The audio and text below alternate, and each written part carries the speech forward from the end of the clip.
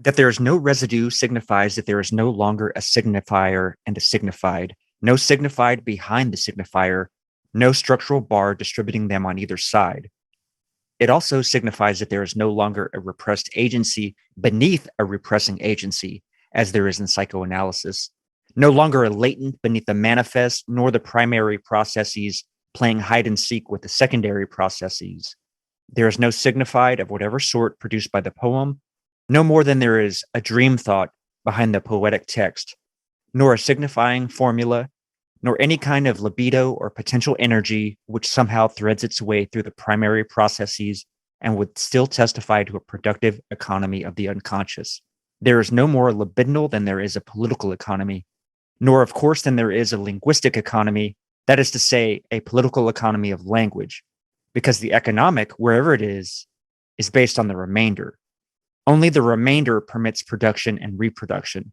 Whether this remainder is that which is symbolically non-distributed and which re-enters commercial exchange and the circuit of commodity equivalence, whether this remainder is what is not exhausted in the anagrammatic circulation of the poem and enters the circuit of signification, or whether this remainder is quite simply the phantasm, that is to say, that which could not be resolved in the ambivalent exchange in death, and which for this reason is resolved as the precipitate of unconscious individual value, the repressed stock of scenes or representations which is produced and reproduced in accordance with the incessant compulsion to repeat. The very rules of evil, of negativity and singularity, including the ultimate form of singularity, which is the whole state of things, pure violence without object anymore. This is the typical violence of information.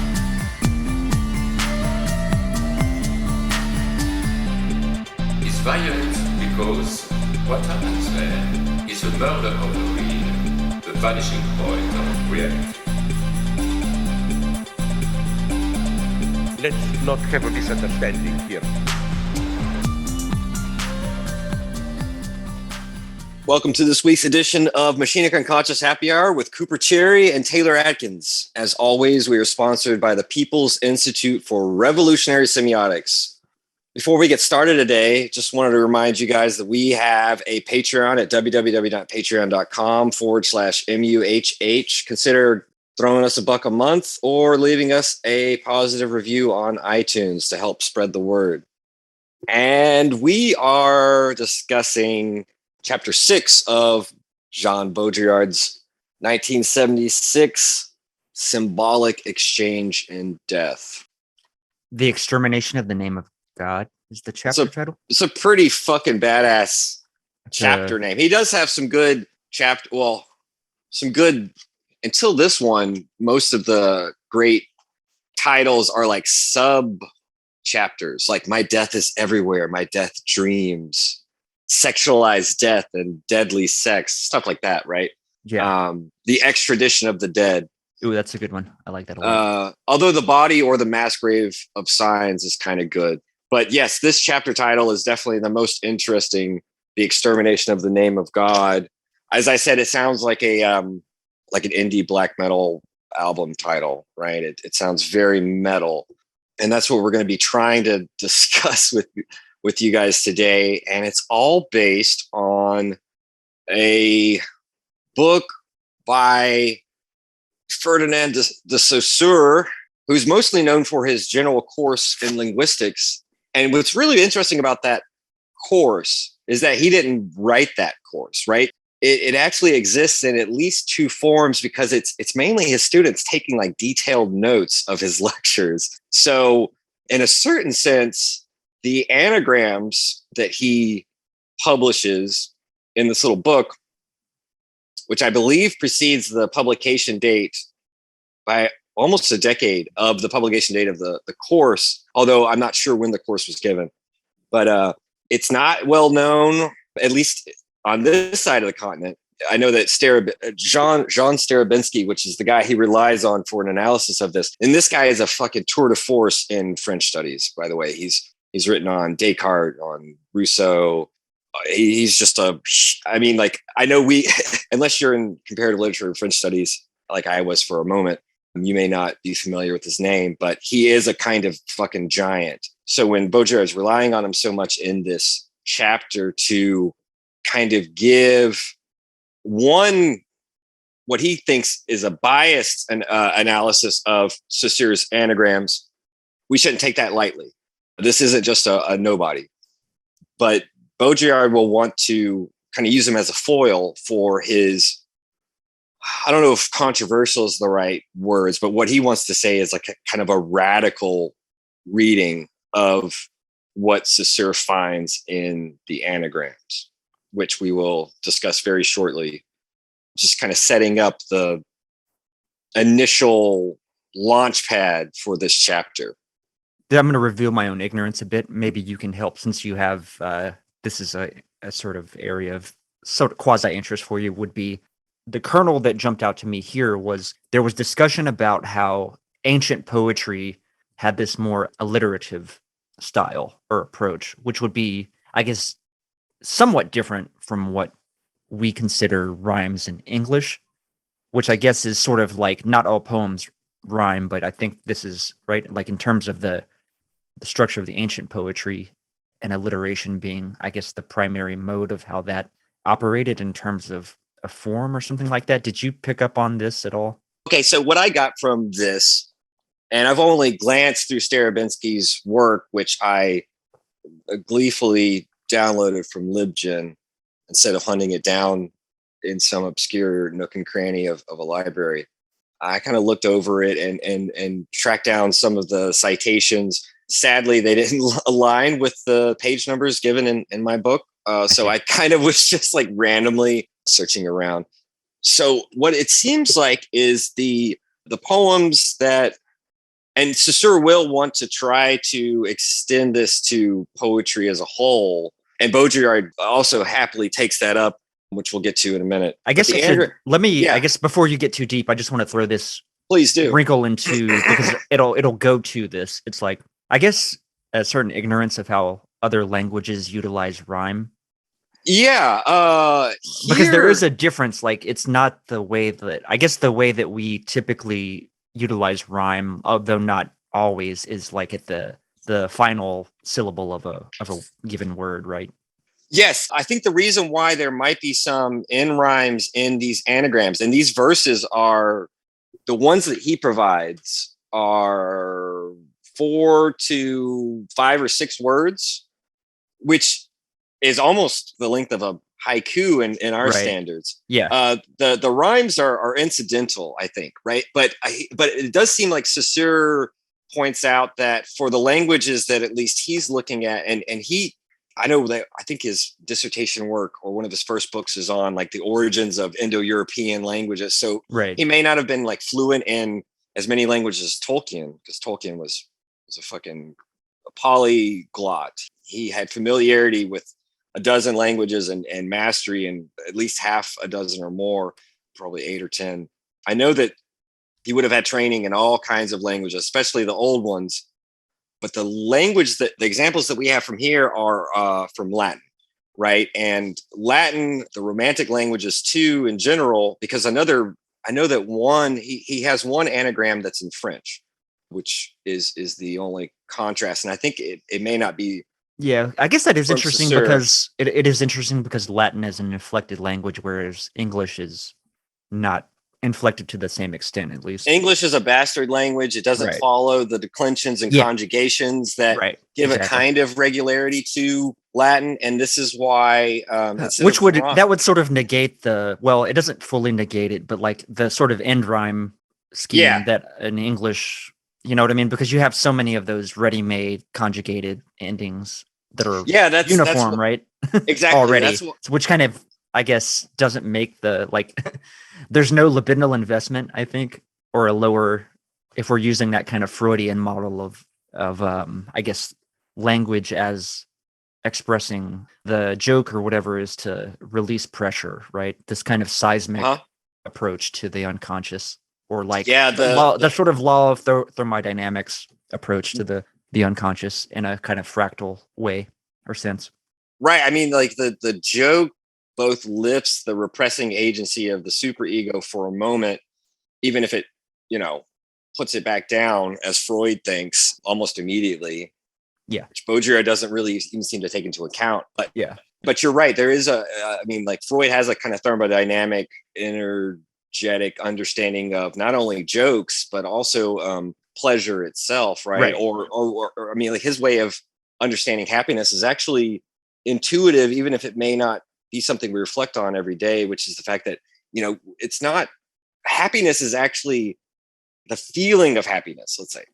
It's not necessarily a constant continuum, right? But there are these great moments of joy and happiness that happen because of this, this release of pressure, like you said. Exactly. Yeah. The unconscious is like a wave function, right? Yes, I think so. Or unconscious, like, I don't know if you're going to use that like a bar in between those or two to go to his kind of Caesarean model or not, in terms of Baudrillard.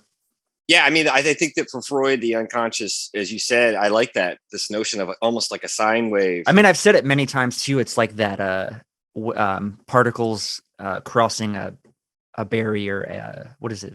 The membrane, right? You heat up one side of the water, right, with dye in it, and that water will flow to the other side. Same, like that's the kind of visualization. And the reason I even bring this up too is because of, specifically within the anagrams, one thing that's so important in the chapter is that there's at the end of the anagram, all of the consonants and the vowels are being accounted for and are being wiped out, almost like a dual entry accounting, for example. Or to continue the physics metaphor, matter and antimatter, when they interact, they release energy, but they also annihilate one another.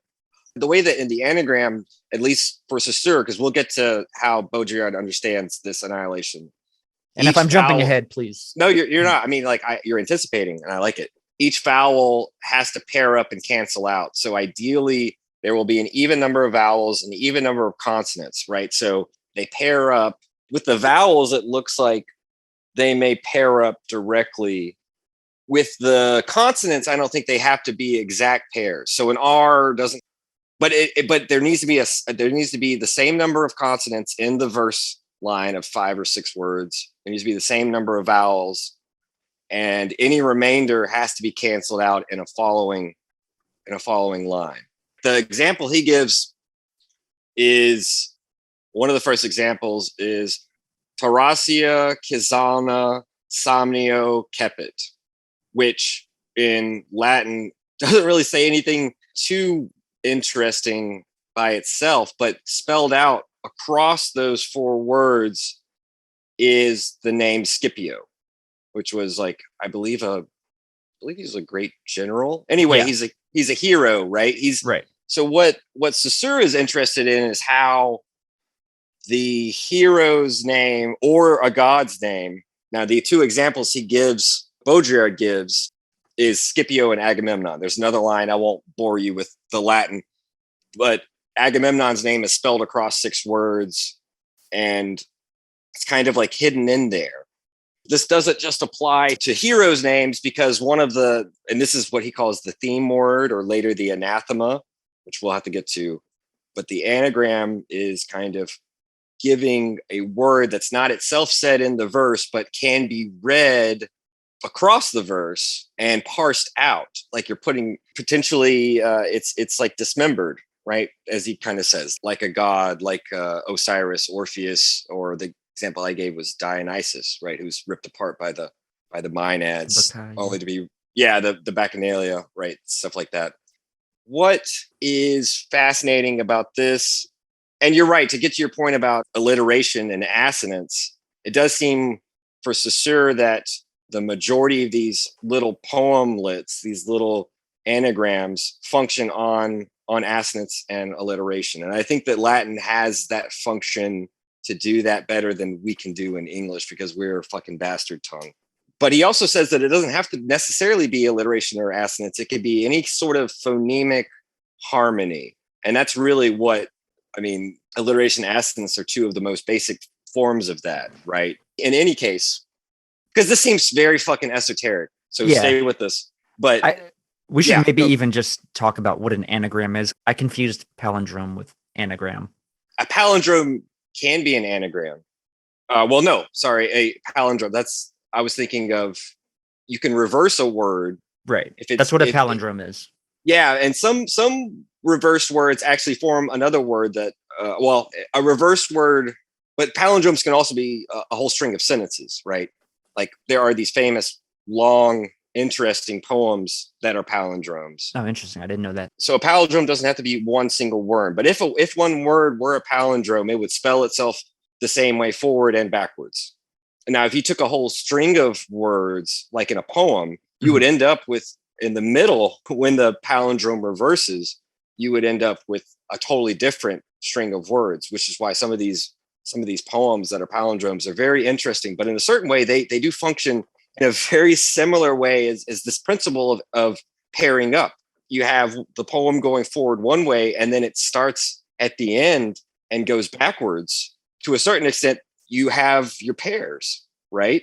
In a palindrome poem, you would have each letter perfectly mirroring each other and canceling itself out. Doesn't matter what it signifies. And most of these palindrome poems are, even if they're beautiful in a certain way that has nothing to do with what they mean, they're almost these feats of inspiration, or whatever you want to call it, these feats of you could call it verbal gymnastics, but I think that Baudrillard would say that's reductive, and maybe Saussure too. This is a broad question. Am I cutting you off? I don't want to cut you off in the middle of a thought. No, I thought you were stopping.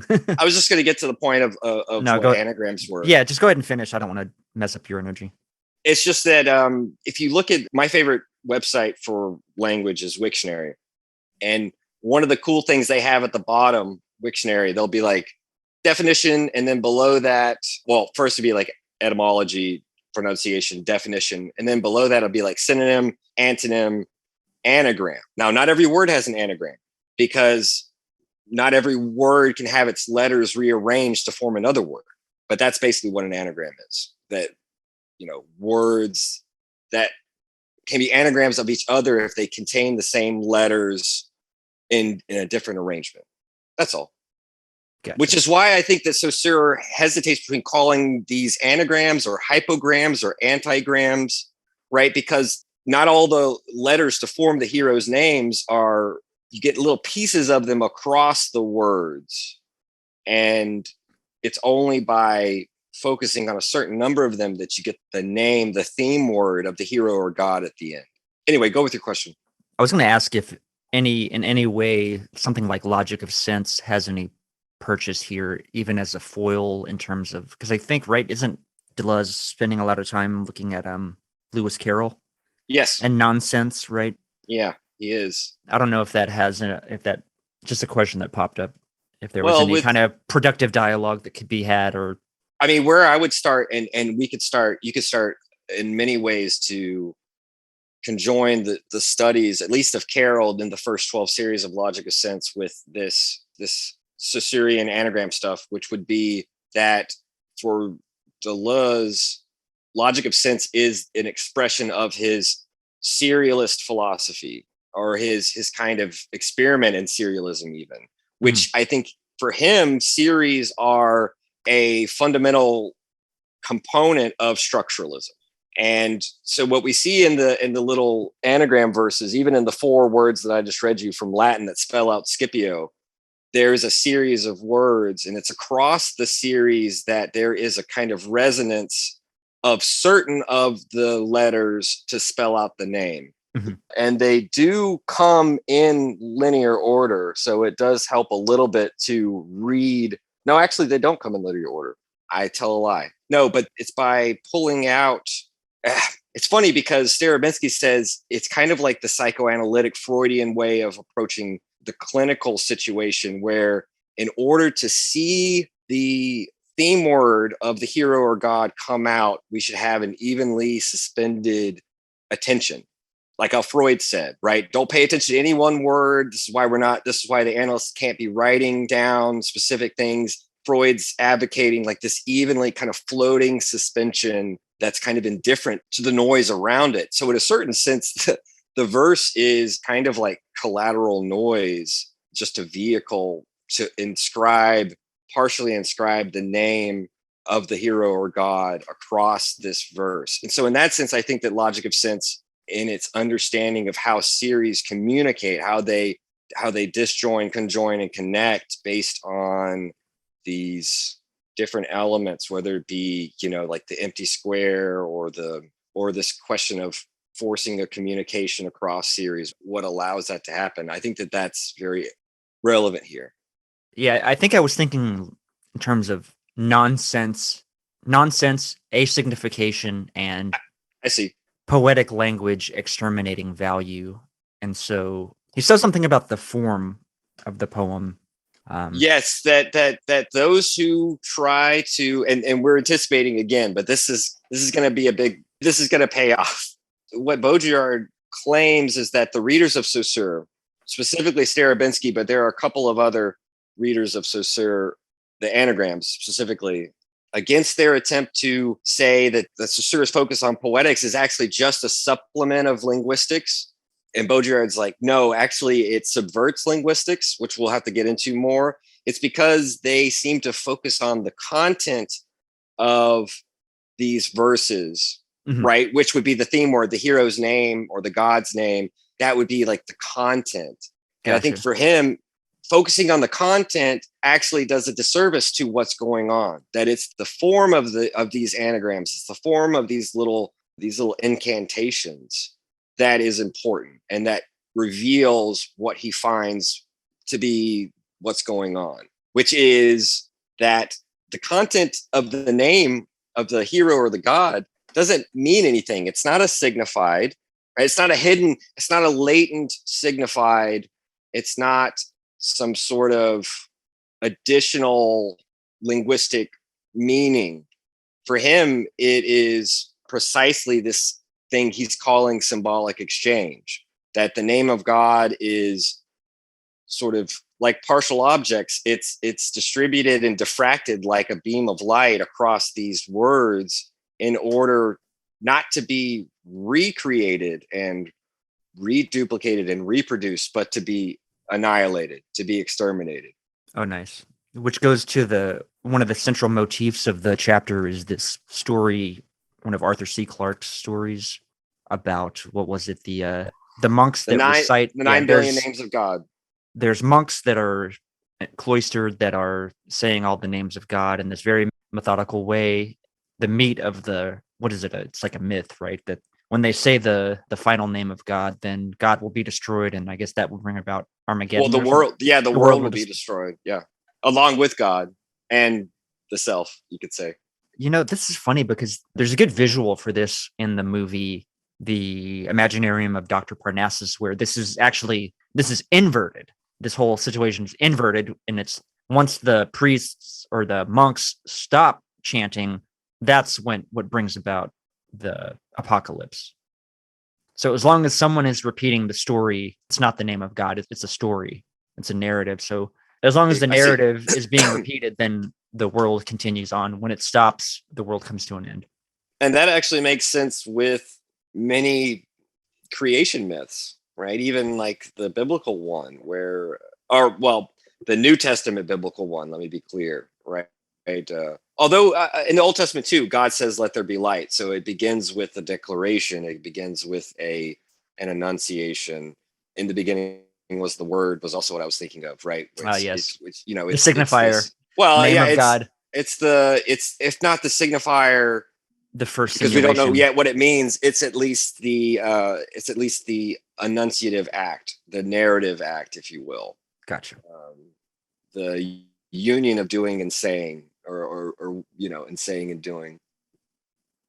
So what is interesting about Saussure and this focus on the anagram, Baudrillard makes this contention that it doesn't matter if Saussure had this in mind, but what he shows is this revolutionary potential for modeling a use of language, a specific use of language that's not under the dominance of linguistics, which for him is about the production of value, of meaning, of sense, of signification, but instead this poetic use of language that perfectly exchanges every phoneme, every every vowel, every consonant in such a way as to cancel and annihilate itself.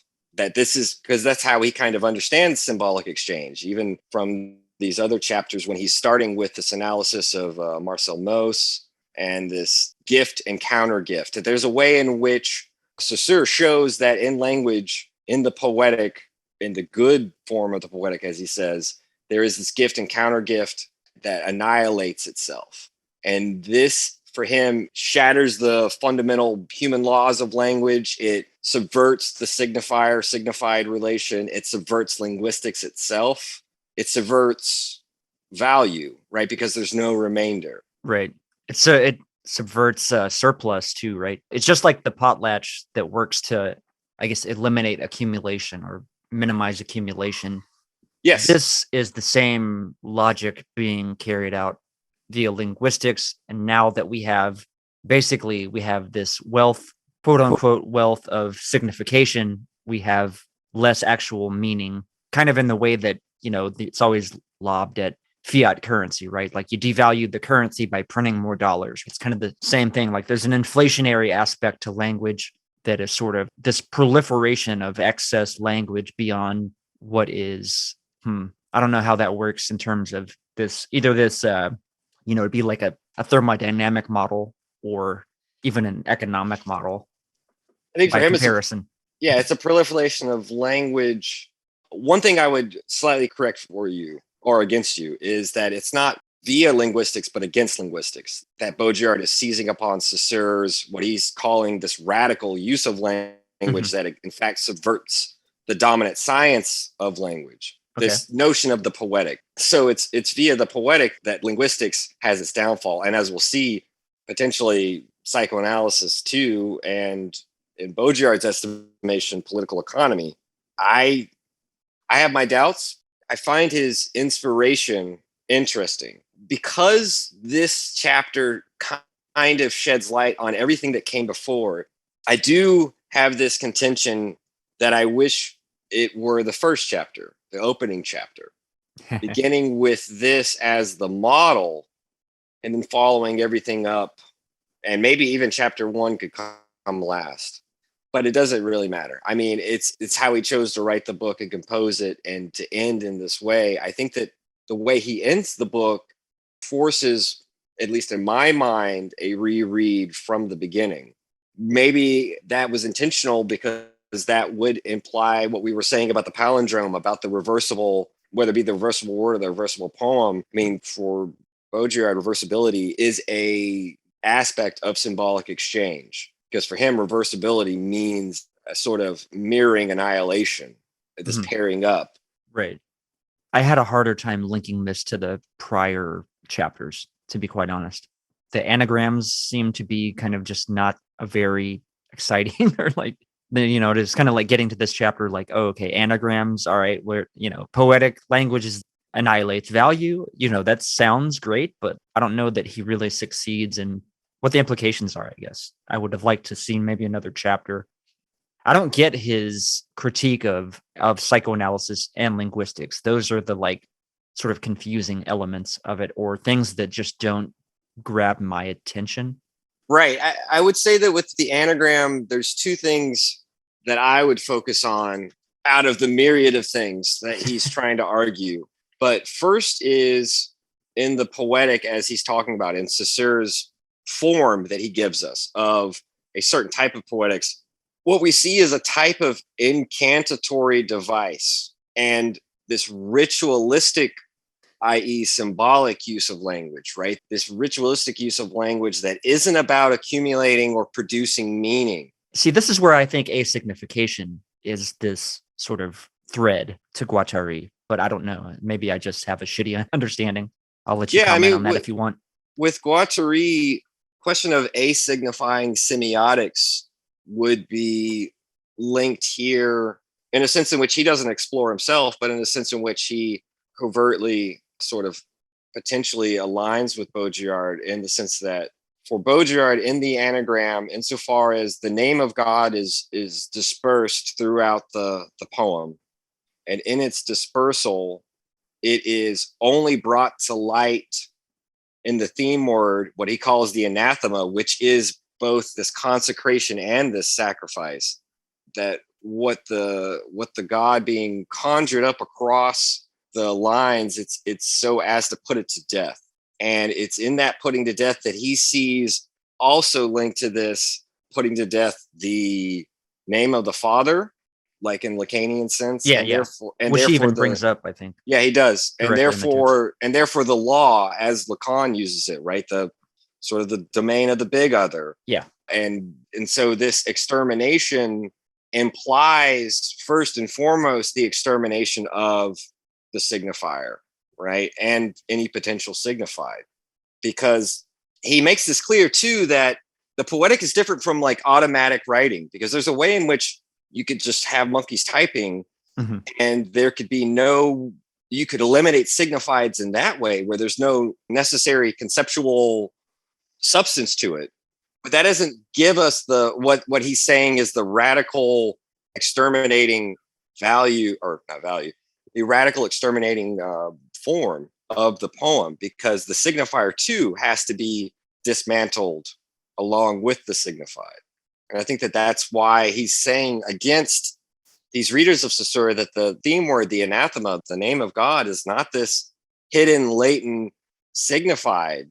It's actually, it's not more meaning, as though we could suspend because he critiques this notion of suspending our reading attention, and then the name of God pops out at us in these poems. For him, it's not more meaning and therefore a residue, a final residue out of all these canceling things out. In fact, the canceling in the verse implies or demands the same type of cancellation of the name of God, of God himself, right? He's kind of performing with this use of language and poetics, the hailing of the death of God by Nietzsche, which is why Nietzsche's name shows up throughout this work. And one time he shows up negatively, which is linked to psychoanalysis, which I'll try to get back to.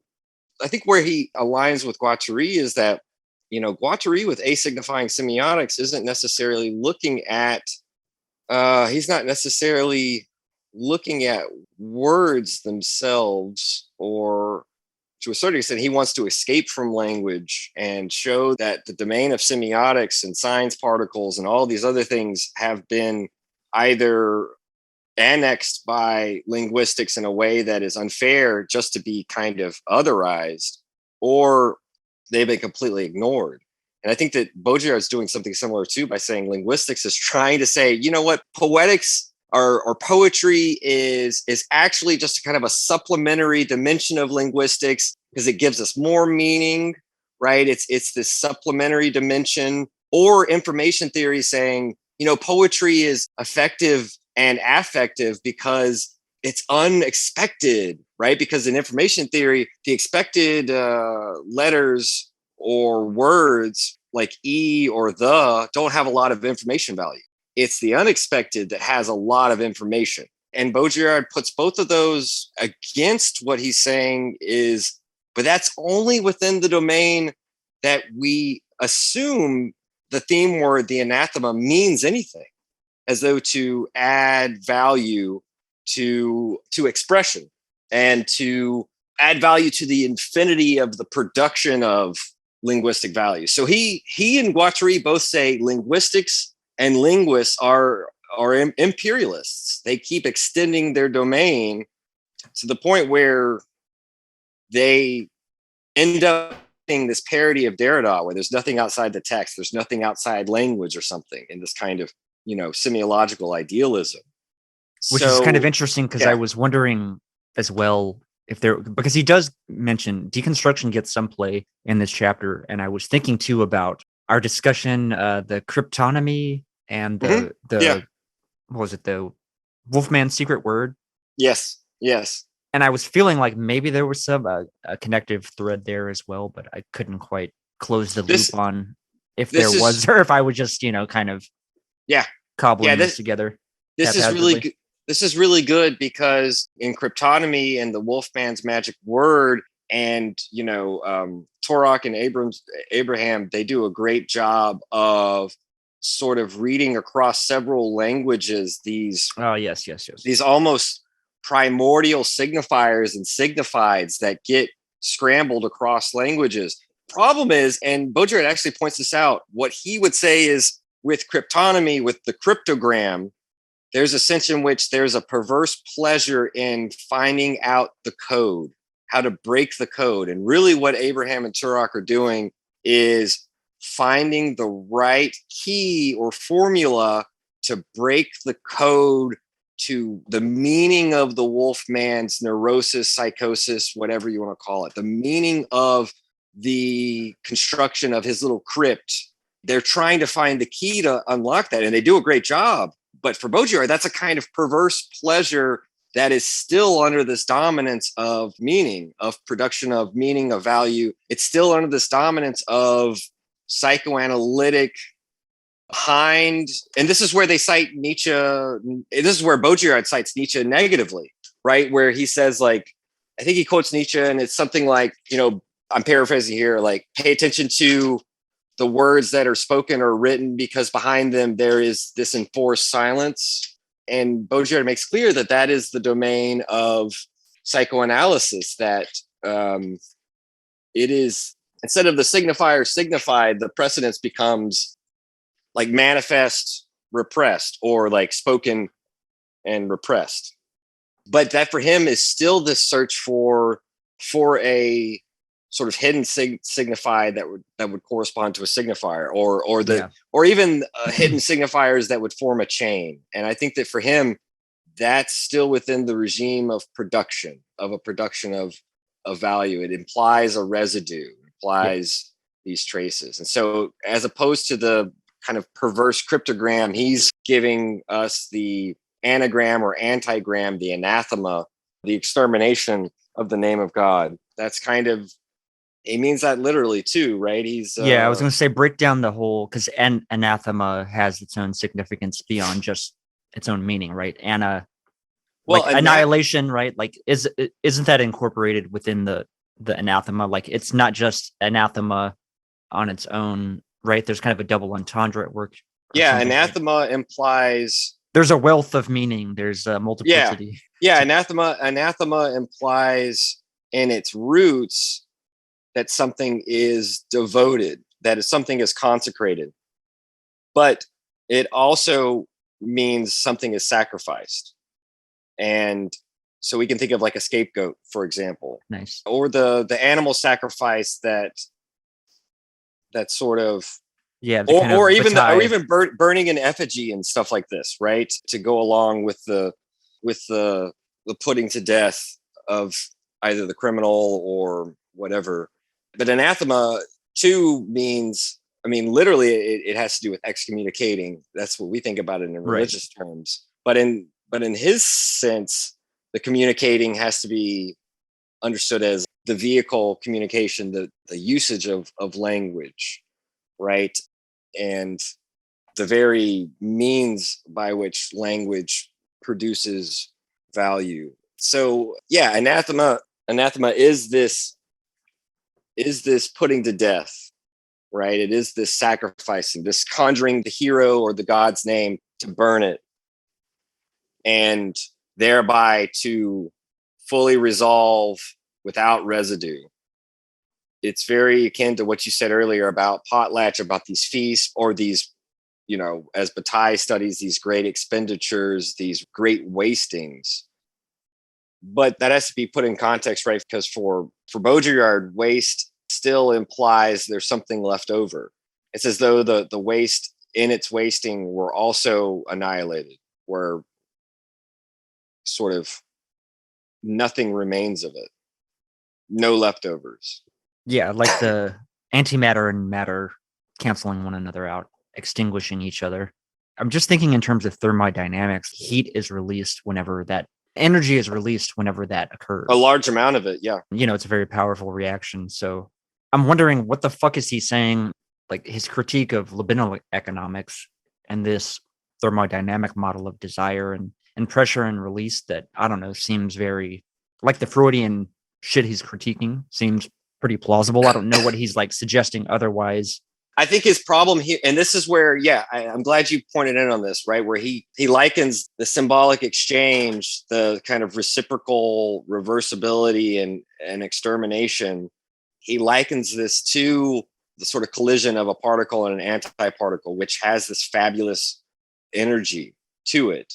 For him, this in the symbolic exchange, in the gift and the counter gift, or the anathema, right, the extermination of the name of God, etc., there is for him a fabulous enjoyment, and he rigorously distinguishes the enjoyment of this annihilation, of this symbolic exchange, like the tweet.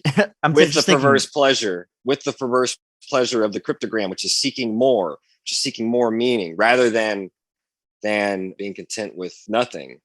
Sometimes a tweet is like, it is this sort of, it's a burst, right? It's like a, I don't know, there's a topological, there's a pressure. What does a shitpost mean, right?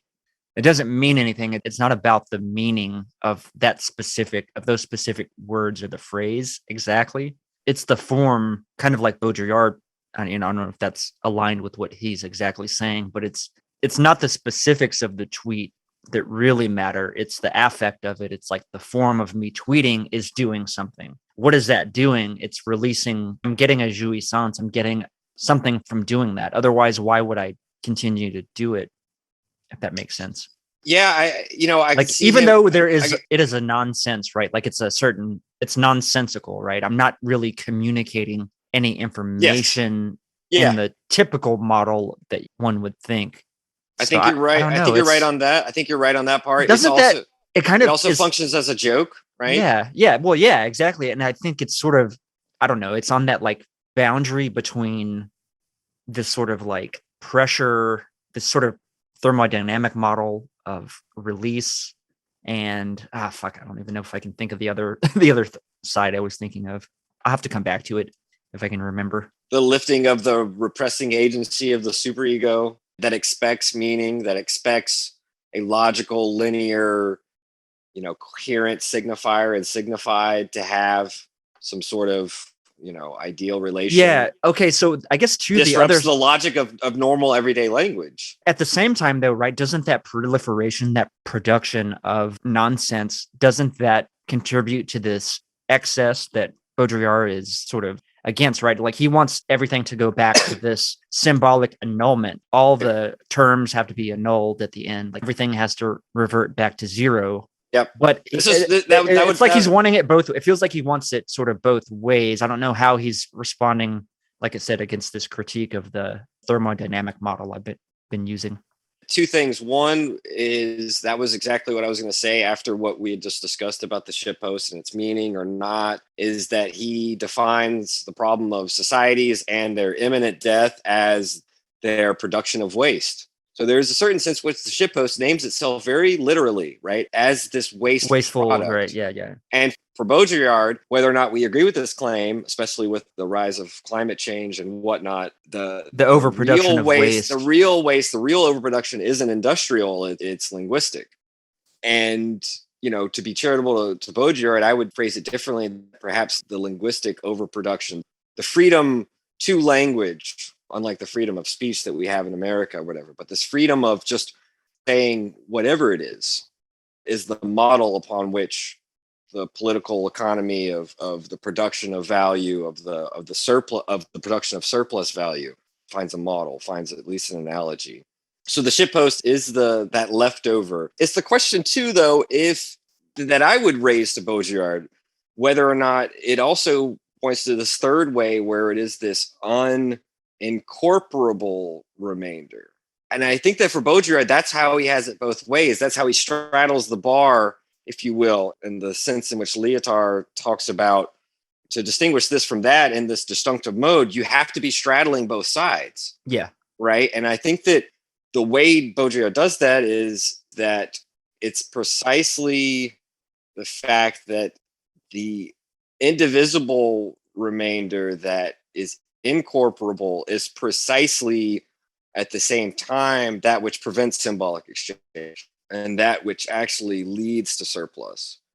But it's hard to say whether it accumulates or not with anything else. Right. Baudrillard thinks that it does, at least in its general form, it does, even if there are exceptions that prove that rule.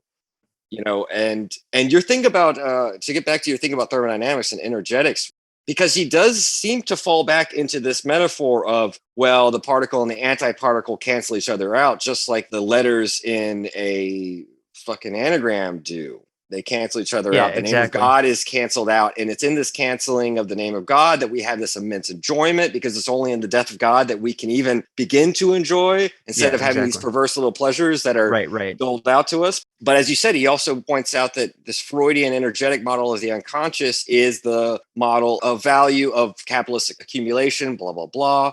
My thing is, what he seems to me, this seems more like symbolic exchange than but his problem with the thermodynamic model, the energetic model of Freudian is not itself the, as he says, the fabulous energy. It's the fact that Freud talks about, for example, repression, and we've covered this in our podcast several times in the Freudian podcast, which there's a playlist for if you guys are interested in more of this stuff. But Freud talks about repression and undoing repression as a good thing, because Zizek sometimes says enjoy your symptom, whatever. But for Freud, there is this immense expenditure of energy to keep the repression coming from the pre-conscious and the forepression coming from the unconscious or whatever, right? The two layers are trying to kind of protect consciousness. Yes, but there's this immense amount of expenditure in keeping repression intact.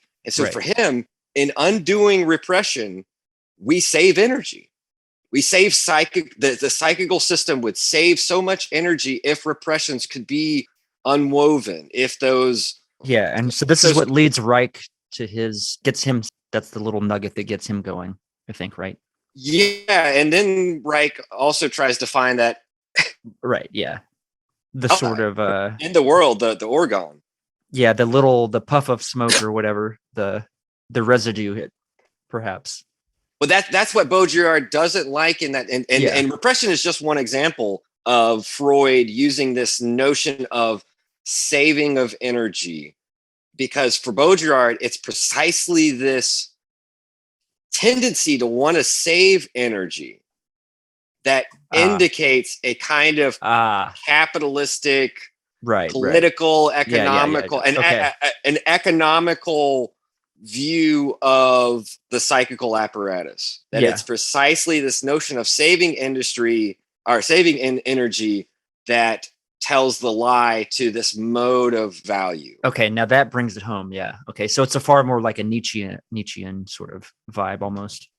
Maybe. I mean, he obviously has a Nietzschean vibe in this chapter, and I think for Baudrillard, with the particle and antiparticle slamming into each other in a particle accelerator, and the fabulous energy that is emitted, I think that for him, even if we can imagine harnessing it like with cold fusion or some shit, I think for him that this is an event that takes place for no one, for nothing. And that is where the enjoyment is, because it's not about saving that energy. See, this is where he could link up with, maybe this is where Graham Harman links up with Baudrillard, which I did actually pick up. I kind of got a little bit of some stuff here when he was talking about the real, but I think this, I don't know. What are your thoughts on that?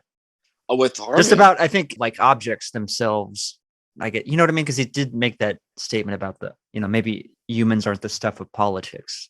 I would say with Harman, one of the places, and this is just something I didn't fully reflect on, but one of the places I would say with Harman is that what's interesting about the anagram as he analyzes it, as Baudrillard analyzes it, insofar as it conjures the name of God in a dismembered form just to put it to death, is that for him, the poet, say, who potentially wrote these anagrams, however many there were, or even if there were only one, is not the subject of the poem, nor is God or the name of God the object of the poem. In fact, subject and object are canceled out just as much as the signifier and the signified, whatever. It's language itself that cancels itself out. In its own dualism, right? Like, it's kind of Kantian, or I guess Descartes. I suppose what I was thinking was more of the fact that this is not this is where it becomes interesting, because it's not really a subject or object oriented revolutionary poem. Itself demands the extermination of both. In what it conjures, it demands the object and subject. It kind of, as he says, if the poem and the anathema, this extermination of the name of God, etc., is pointing towards anything, and pointing towards something, it's like nothing, as he says. It is this nothingness. The so great language exchanges itself so as to put itself to death.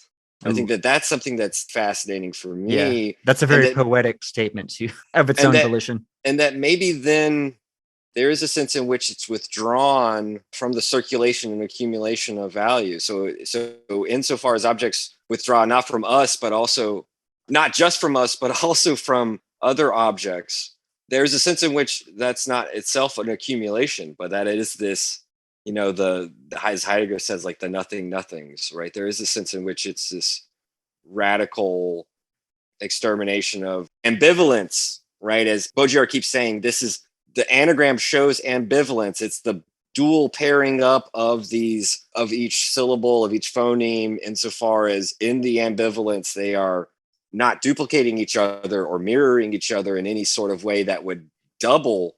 It's like two waves that mirror each other. They cancel out, right?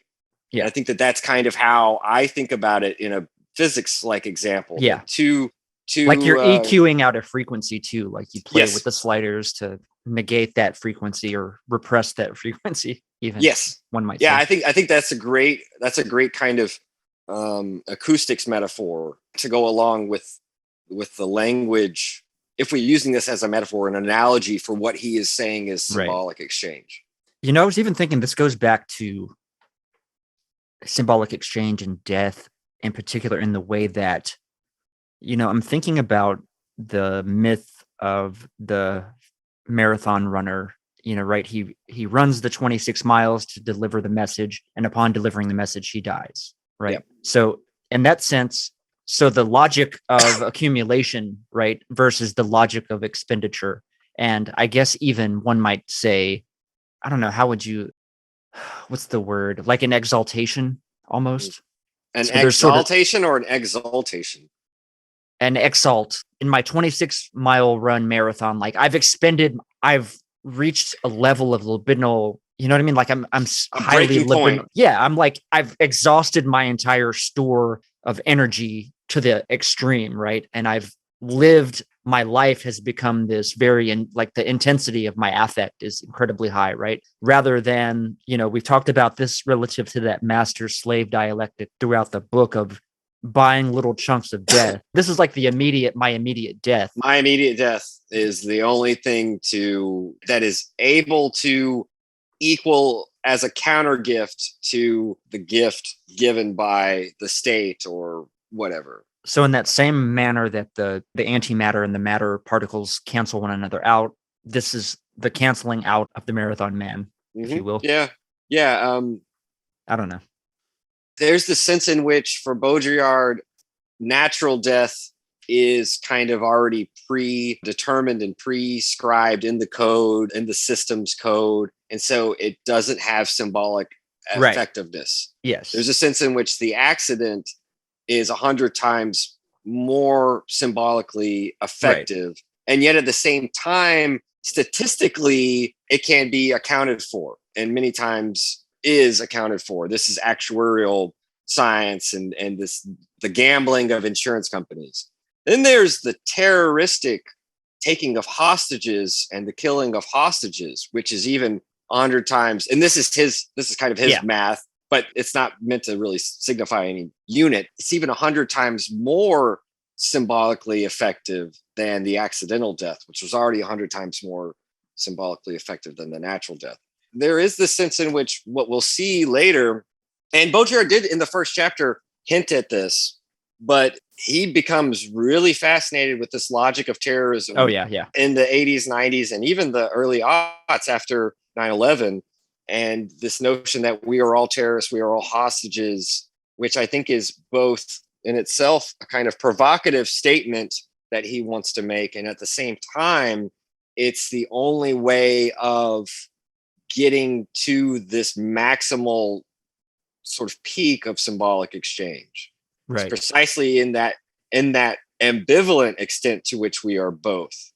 It's kind of interesting because, like, in a sense, there is a sense in which we can't give the 9/11 terrorists a counter gift that would annul their gift. We can, even though we did Iraq, we did Afghanistan, all those atrocities don't have the symbolic exchange, the wealth of symbolic exchange contained within 9/11 on their side, on the side of the hijackers.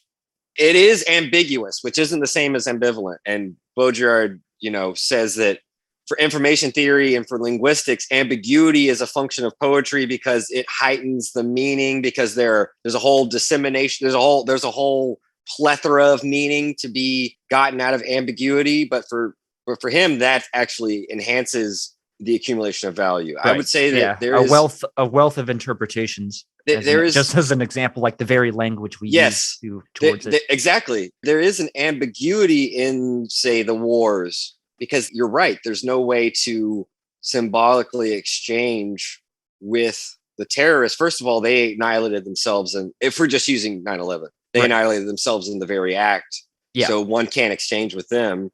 So one chooses another target. There is a sense in which, on the other hand, it's trying to create in another sense, a symbolic, a nationalistic, jingoistic value, right? If it can't get even with them, it can use it to stir up a symbolic jingoism on our side, which in itself is a kind of accumulation. It's accumulation of the value of ressentiment. It's a reactive force. Yeah, to use this term. It is this accumulation of reactive forces of the citizenry for the state's benefit. We all know, and this isn't to go into conspiracy theories about whether Bush wanted to get back for his daddy and blah, blah, blah, or even that he wanted to see his approval rating rise. But we know the correlation post 9/11 with the approval ratings shooting through the roof for our symbol head of the president. In any case, this is why we'll have to, at some point, jump into some of his later works like The Agony of Power, The Spirit of Terrorism, things like this. But yeah, I guess that would be the question would be, it's precisely this putting to death of the God. It's precisely this death of God, the putting to death of the particle with the antiparticle, that for Baudrillard comes enjoyment. And I think that what's crazy about enjoyment, even in the Lacanian sense, is that unlike pleasure in the Freudian sense, which we've already discussed, is this buildup of tension and release. It's in the release of tension that pleasure comes. So it is about this sine wave that we talked about. Mm-hmm. With enjoyment, it doesn't seem like it's about that kind of economic model. I know it's counterintuitive because a lot of times we conflate, at least in English and everyday language, enjoyment and pleasure. Yeah, for sure. I definitely do. But I think for Baudrillard, the pleasure is perverse insofar as it is part of this logic of this economic model. Mm-hmm. And I'm not sure. I think that for him, enjoyment can't be subsumed back into the production of value. That for him is a major stake that he wants to radically differentiate pleasure and enjoyment. Whether or not he does a good job of making that clear, we can always be suspect of that. But that's at least his. I'm trying to find where it is. And of course, he'll even bring up the discourse of science. That the discourse of science is this perverse pleasure of the accumulation of knowledge and therefore power, whereas the poetic does not lead to this. Right? It does not lead to this kind of accumulation of effectiveness. If there is any effectiveness, it's in its very putting to death of the sign itself. What do you think about this? Going back to the Arthur C. Clarke about I guess we didn't even finish the whole story because there was not only the element of the monks saying the 9 million names of God, but also the American company that develops the technology to speed this process up. Yeah, this computer algorithm that can calculate all the names of God in a few months rather than it taking. One of the notes I thought was really interesting because he says the humor in this story is so successful because if there's one thing on which the inscription of death has not taken, where the death drive is barred, it's in cybernetic systems, which I thought was kind of interesting. The way I took this, and I tried to do a little bit of research that became very technical very quickly. Yeah.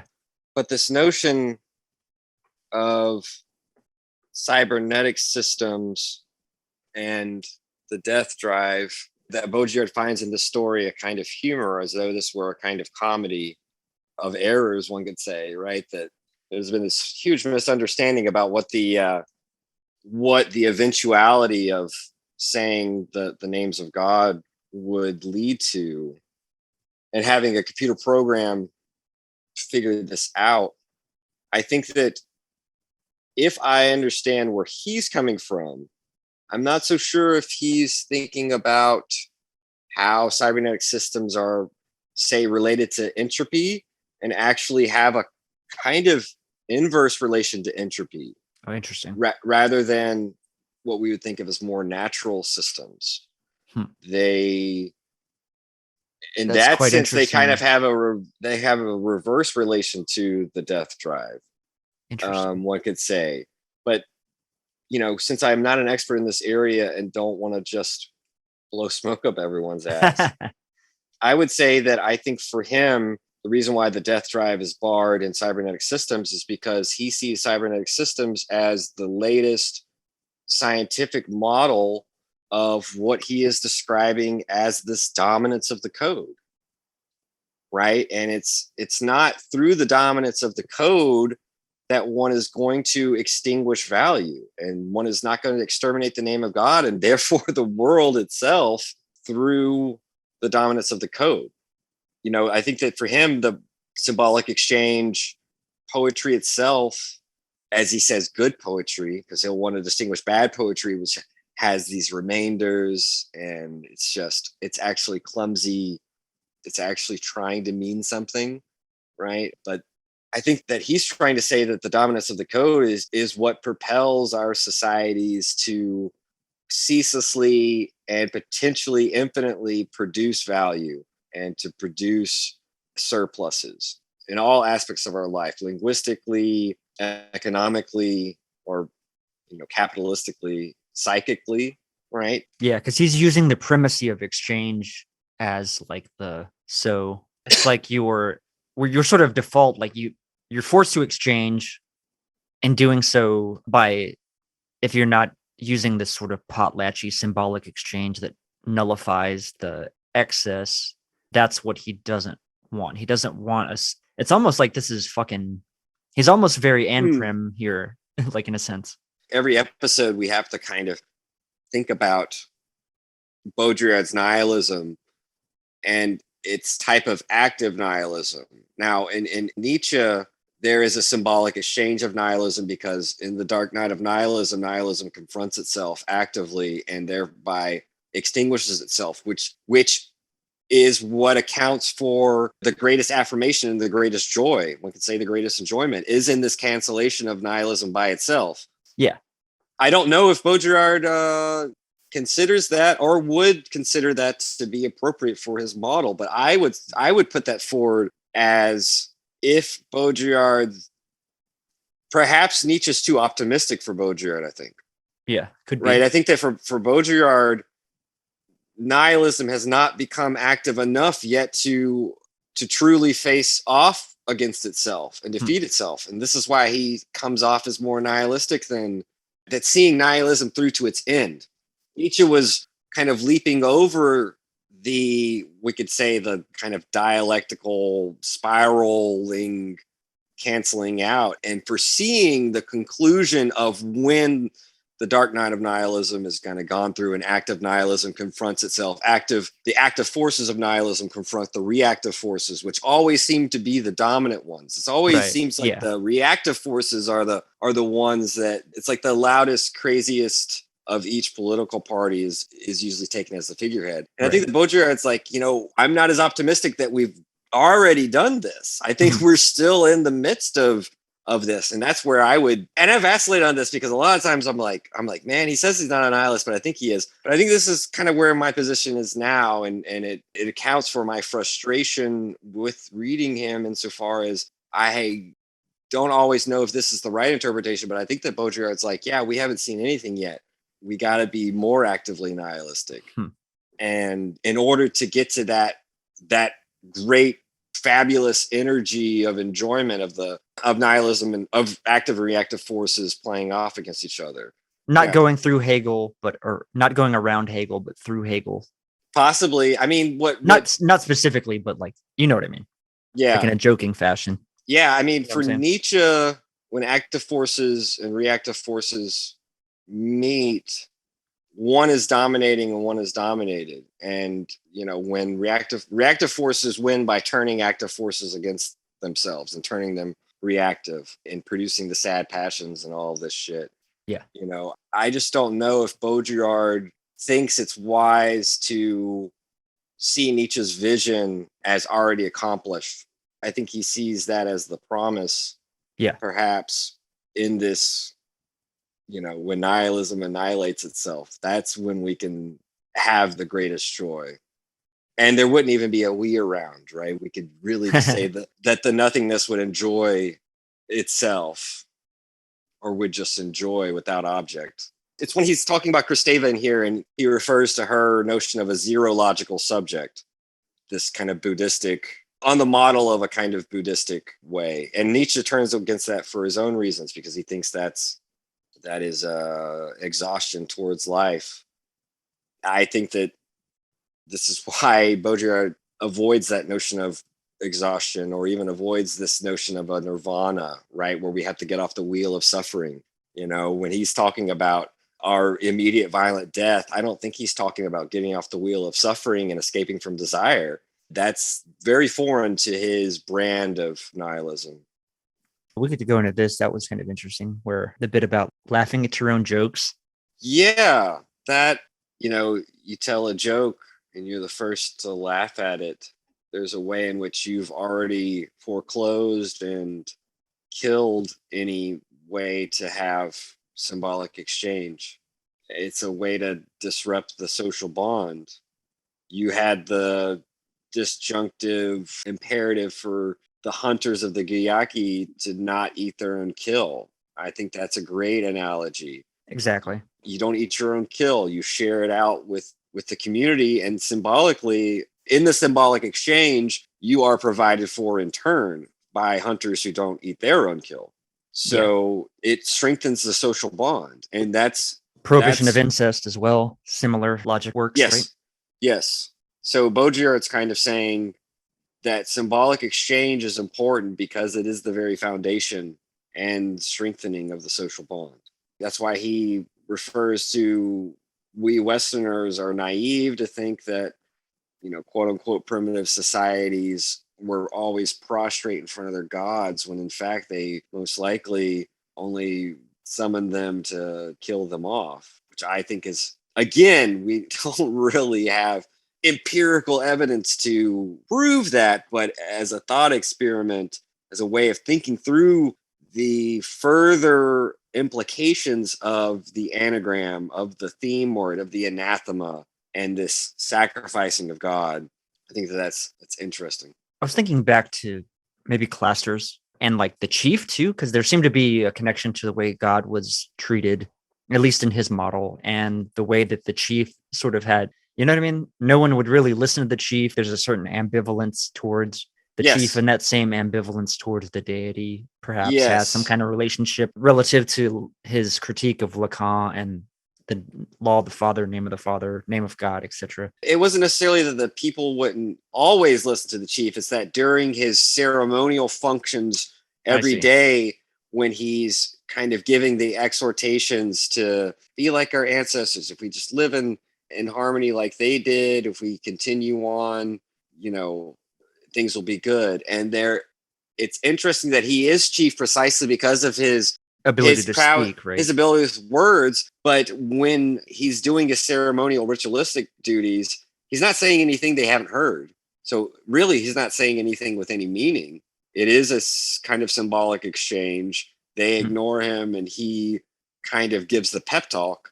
But then on the other hand, when there are conflicts, it does seem like he can only remain chief insofar as he's able to be a kind of peace broker and a mediator. A mediation, his function then is precisely to mediate and provide pathways for symbolic exchange between conflictual groups. And it's precisely insofar as conflict hasn't reached an appropriate means of resolving itself that there is remainder, and that remainder is the threat to the social balance. Right. And of course, dead labor is tied up in there too, right? Because he also brings up some interesting like parallels to dead labor and like the dead labor of language. Yeah. Like there's all this proliferation of language sort of haunts us the way that dead labor haunts us as well. And drawing that analogy between those two things, even so far as to go with the falling rate of profit. I called it the falling rate of signification in my head to kind of align with that metaphor. Yeah, he talks about it as the falling rate, that more and more signification has to be produced to counteract the falling rate of communication. I think that's kind of how he puts it. But you're right to point that out, that he makes this correlation with political economy, that insofar as communication is this surplus, this profit. Now, there is a primacy to this exchange, right? This is where maybe he does have some relevance or is right on in terms of the primacy of exchange, because even within, communication, like we're exchanging something, like we sort of have to, the base level is exchange in a sense for there to be a social, because we've got to exchange something. We've got to exchange instructions. I don't know. The way that I understand his tendency to castigate, to denigrate communication, which Deleuze in his own way does too, right? Because Deleuze sees linguists more and more relying on a definition of language that is about communication. And for him, that is actually sort of ass backwards. For Baudrillard, I think communication is also wrongly attributed certain aspects by linguists, but in another sense. For him, communication, like with Roman Jakobson, the famous linguist, one of the most famous linguists, who he takes to task here and elsewhere, it's precisely insofar as there is this privileging of the sender of the message over the addressee, right? There are these little privileges in communication that is, in fact, in a certain sense for him, a kind of product of the code, right? That the sender has prevalence, has activity. So I think that's why for him, communication is kind of like profit, as though there were this hylomorphic model of an active and passive, or as a master slave. Yeah. Okay. And that there can be no symbolic exchange between master and slave. Okay. They're not equivalent. The way that could be exchanged is your freedom or your life. When there is that head-to-head battle of recognition, the slave doesn't give up his freedom, or gives up his freedom along with his life in this symbolic conflagration, right? That seems to be what Baudrillard is kind of arguing, right? In the master-slave dialectic, the lord and bondsman, that's what it used to be called. There's the bondsman doesn't allow himself to be taken, right? Kind of Mel Gibson in Face Paint crying out, they'll never take our freedom, so we'll give them our lives, right? It kind of seems what Baudrillard's saying. Interesting. Writ large, if the master is understood as like the code, right? The system's code. I like that. That's pretty good. That's a pretty good read.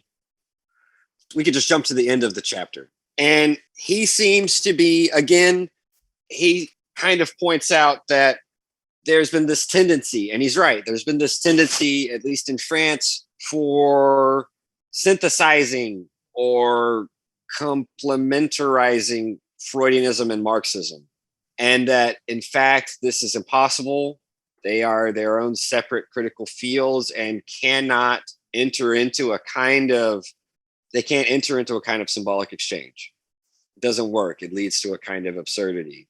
And what he kind of seems to be indicating is that, like linguistics, they are also imperialists, except that he says that Freudianism seems to reduce phenomena that normally wouldn't seem to be under its purview into its own language and conceptual system. And he says that Marxism does the same thing, right?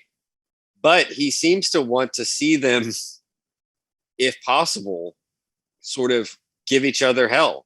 If they can't be synthesized and shouldn't be synthesized or contaminated, they shouldn't just be mixed together. What better to see them do than to fight it out, right? He says we must not be deprived of this spectacle. And he says they're both in crisis. I think there's a sense in which Anti-Oedipus doesn't necessarily say it like this, but I do think that there's a sense in which that's very consonant with Anti-Oedipus. Mm-hmm. That Freudianism specifically is in crisis. And it's only implied that Marxism is in crisis insofar as they are trying to provide it with a kind of analytic machine that it seems to be lacking, which is why they call it schizoanalysis and not neo-Freudianism or something, right? So I think here, this way of ending, I'm not sure if this was his vision or not, but it's precisely here in this way of ending that he is able to complete the trilogy, looking backward at Anti-Oedipus from 72, Libidinal Economy by Lyotard from 74, and now his little book on symbolic exchange of death in 76. But we could spend a whole episode talking about the beef between Lyotard and Baudrillard, because he goes pretty hard. Baudrillard goes pretty hard on Lyotard in this chapter. And my only regret is that I wish he could have been more vicious to him the way that Lyotard was pretty fucking brutal to him in Libidinal Economy. More or less overtly calling him a racist, even though he's our brother, our racist brother, Jean Baudrillard. And we've already discussed these arguments before, so I won't, go back over them again. I had thought to reread the Libidinal Economy stuff to be ready for that, but I just think it's ground we've covered more than once. And I think that what's interesting is that I think Lyotard is very spectacular and flashy in that accusation.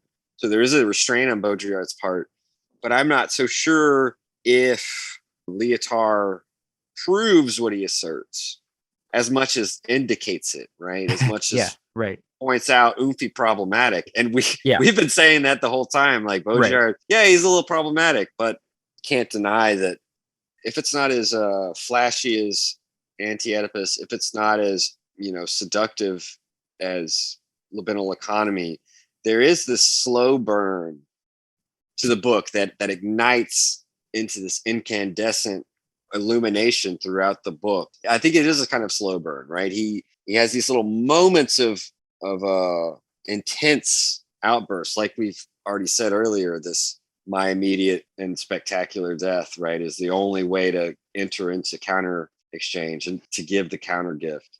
But he ends on a provocative note about psychoanalysis and Marxism, the Freudo-Marxism and its failures. And he seems to be that we're only now starting to see their crises for what they are, and there's still more to come. Well, I think that we have killed off symbolic exchange and death. We've put the name of Baudrillard. We've Baudrillard spoken the last word. Yeah, exactly. We have put Baudrillard to death and tried to give back to this gift he has given us. That's right. I still think this is probably Baudrillard is most systematic and his most, if you wanted an intro book, Baudrillard's work, I think I'd be interested to hear your take on that, actually. But to me, I think this is, if you're looking for a systematic overview of a lot of the trajectories of what he does throughout his career, this is it. This is like the best entry point for me. Yeah, I'd say that. And for a critique of the Political Economy of the Sign. Yeah, I think those two works together would give you a good sense of the trajectory of the work. Maybe this work as you said, the systematic, sustained, serious work, as he kind of calls it, and the other book I just mentioned 4 years earlier from 72 for critique of the Political Economy of the Sign, that would be kind of like a workbook or a handbook, because it is made of these disparate essays, but they are at the forefront of some of the logic that he has here. Yeah. And they help to get into the differences between use value, exchange value, sign exchange value, and symbolic exchange.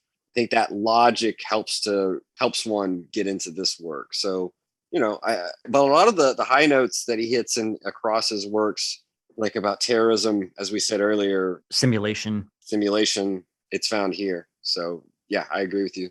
I think Fatal Strategies is another one that a later work that I'd like to look at with you. That's more, I think he goes more in a kind of, I won't say fully theory fiction, but it's more so in that realm. Like it's this kind of hybrid. He's kind of straddling the line between like hard philosophy. I mean, it's would be more like you would think of it as theory. Yeah, theory fiction is probably the closest you can come to describing it. Yeah, that makes sense. But there's some other stuff. I think it'd be fun to look at maybe some of his dialogues, maybe something like America, for example. Yeah, America. Some more off the beaten path stuff. Yeah, I have a few of his works. So I'd be down, and many of them are much shorter. He starts writing these very concise works. Yeah. There's a negative economy to his works. He starts writing more like little booklets, but it's not necessarily a con. That's not necessarily a bad thing. Is there anything else you want to say about the book or Baudrillard in general? He's a very frustrating but exciting thinker to think with, and he's challenging in ways that I haven't seen from other authors. Obviously, the kind of trilogy of works we've tried to do, and we're still doing with Anti-Oedipus, but this trilogy, this post-68 French kind of Freudo-Marxist contrarian trilogy, each have their own stylistic difficulties and conceptual difficulties. And so it's been really fun to work through each of them, and it'll be a book I have to come back to. As I said, finishing the book, I kind of felt like compelled to read through it again more carefully, or it's not even the right word, with a different type of attention, with a different type of emphasis, to see what may have eluded me the first time. I guess the simulation stuff is pretty strong. Maybe the strongest part of the book, at least for me, in terms of enjoyment or in relevance to our world today. And then I guess laying out the stuff about the spirit of terrorism, following that line of logic as well. Yeah, I definitely enjoyed chapter 5, the longest chapter. So political economy and death, I think that was one of the places where everything started to come together. And then in this chapter, I think everything came together in a totally different way. So if anything, he kept me on my toes the whole time reading in ways that Lyotard didn't.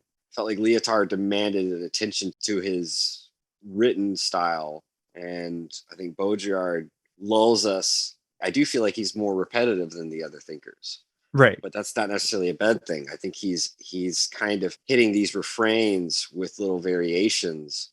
There is a kind of musicality to his thinking. And we can imagine the refrain as canceling out the verse. So maybe that's kind of an unexpected insight.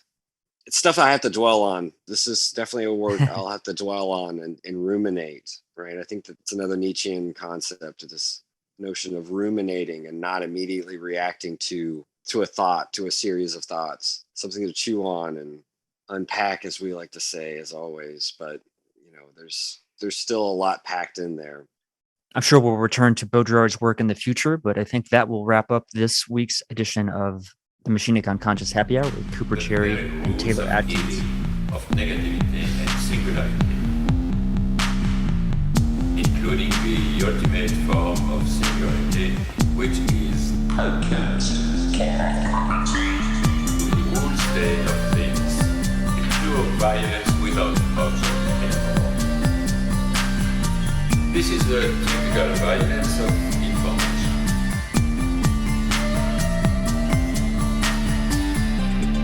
It's violent because what happens there is a murder of the real, the vanishing point of reality. Let's not have a misunderstanding here.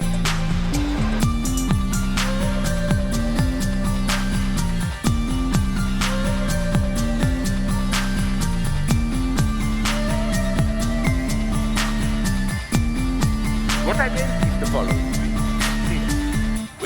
left but recycled, whitewashed, lobotomized people as in Clockwork Orange.